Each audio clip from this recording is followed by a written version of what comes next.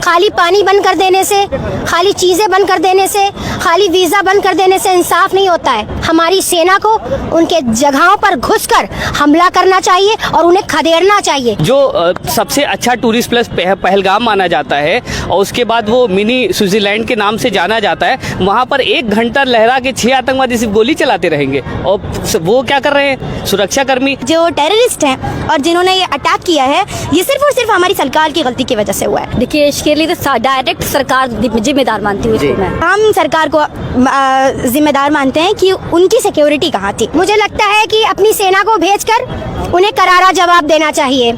जम्मू कश्मीर के पहलगाम में आतंकी हमले के बाद केंद्र सरकार ने कड़े कदम उठाए हैं। पाकिस्तान के साथ जो उनके समझौते थे वो तोड़ दिए हैं, पानी रोक दिया गया है, एम्बेसी ख़त्म कर दी गई है और वीज़े जो हैं वो रद्द कर दिए गए हैं। यहाँ पे तमाम लोग हैं, तमाम महिलाएं हैं और भी लोग हैं, उनसे भी बात करेंगे कि केंद्र सरकार के इस फैसले को वो कैसे देखती हैं। जी, क्या नाम है आपका? मेरा नाम सैयद उज़्मा परवीन है और मैं एक सामाजिक कार्यकर्ता हूँ और उत्तर प्रदेश की बेटी हूँ। कैसे देखती हैं पहलगाम में आतंकी हमला हुआ और केंद्र सरकार ने जो सख्त कदम उठाए हैं? देखिए, पहलगाम में जो हमला हुआ है उस सब की हम निंदा करते हैं, हम सारे ही लोग। और दहशतगर्द और ये आतंकवाद के खिलाफ कड़े कदम सरकार को उठाने चाहिए और सुरक्षा बढ़ानी चाहिए। जिस तरह से गैर जिम्मेदाराना हरकतें हुई हैं और आतंकी अंदर आकर घुस गए, तो इस तरह से बड़ा अफसोस की बात है। क्योंकि जब हम लोग कश्मीर घूमने जाते हैं तो इतने चेक पोस्ट पड़ते हैं, वहाँ पर आप देखते हैं और जगह जगह पर चेकिंग होती है और आप इतने बड़े राइफल लेकर, इतनी बड़ी बड़ी बंदूकें लेकर आकर आप घुस कर और 2000 लोगों के बीच आप आकर 27-28 लोगों को मारकर चले जाते हैं और कोई सुरक्षा नहीं। किस तरह की सुरक्षा है? तो ये सवाल उठते हैं सरकार पर, ये सुरक्षा पर, सुरक्षा मंत्रियों पर। एक सवाल ये भी है, अभी तक जो केंद्र सरकार ने फैसले लिए हैं, यहाँ से एम्बेसी ख़त्म कर दी और पानी रोक दिया है पाकिस्तान का, जो बड़े फैसले 5 बड़े फैसले लिए गए, उसको कैसे देखती हैं? क्या आप उस फैसलों से संतुष्ट है या और कड़े फैसले केंद्र सरकार को करने चाहिए? मुझे लगता है कि अपनी सेना को भेजकर उन्हें करारा जवाब देना चाहिए। खाली पानी बंद कर देने से, खाली चीजें बंद कर देने से, खाली वीजा बंद कर देने से इंसाफ नहीं होता है। इसे इंसाफ नहीं कहते, इंसाफ कहते हैं हमारी सेना को उनके जगहों पर घुसकर हमला करना चाहिए और उन्हें खदेड़ना चाहिए, हमारी सरकार को। और जब तक उन्हें खदेड़ा नहीं जाएगा तब तक इस तरह से हमले होते रहेंगे। और जो सुरक्षा आप देख रहे हैं, कहीं ना कहीं हम इस बात की भी वो करते हैं, निंदा करते हैं कि सुरक्षा तैनाती किस तरह से थी आपकी। सुरक्षा होनी चाहिए सरहदों पर। कोई भी सरहद पे घुसकर ऐसे ही अटैक कर देगा। मैं जान रही हूँ, मैं जब कश्मीर गई थी मुझे 6 जगह रोका गया, चेक पोस्ट 6 जगह थी, 6 जगह रोका गया और मुझसे बार बार पूछा जा रहा है, आप ये बताइए कोई भी राइफल लेकर आपकी सरहद के अंदर घुस जाता है और आप बिना उसको परमिशन के अंदर आने देते हैं और साफ साफ वो आकर लोगों पर अटैक कर देता है, तब का सुरक्षा कहाँ चली गई थी आपकी तब सुरक्षा कहाँ गई थी? सुरक्षा पे सवाल उठे हैं यहाँ पे।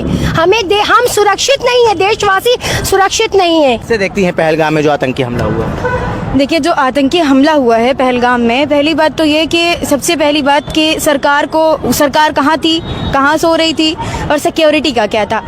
अगर 2000 पीपल्स थे वहाँ पर, 2000 टूरिस्ट थे वहाँ पर, तो उनकी सिक्योरिटी के लिए पुलिस या फिर उनकी सिक्योरिटी के लिए और कोई भी ऐसा बंदा वहाँ पर मौजूद नहीं था। क्यों मौजूद नहीं था? सबसे पहले तो हमारा सरकार से ये सवाल है, क्यों मौजूद नहीं? धर्म पूछकर गोलियां मारी गई। देखिए, धर्म पूछकर गोलियां मारी गई, तो क्या धर्म ही पूछकर धर्म वालों को ही मारा गया, सिर्फ हिंदुओं को मारा गया? ऐसा नहीं है।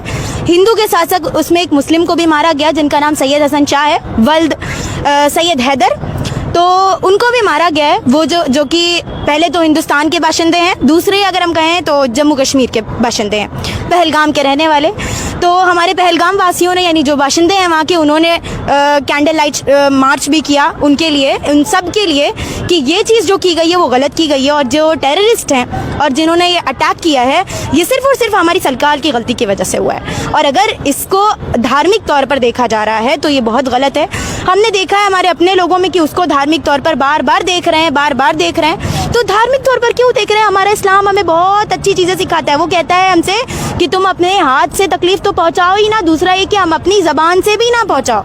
मतलब ज़बान एक ऐसी छोटी सी चीज़, उससे भी तकलीफ ना पहुंचाओ क्योंकि उसका जख्म भी नहीं भरता है। हमारे नबी ने ये सिखाया है, मेरा दीन ये 1400 साल पहले सिखाकर चला गया। तो क्यों हमारा दीन किसी को तकलीफ देगा? हमारा दीन किसी को तकलीफ देने पर आमादा नहीं करता। किसको जिम्मेदार मानती हैं इस आतंकी घटना पर?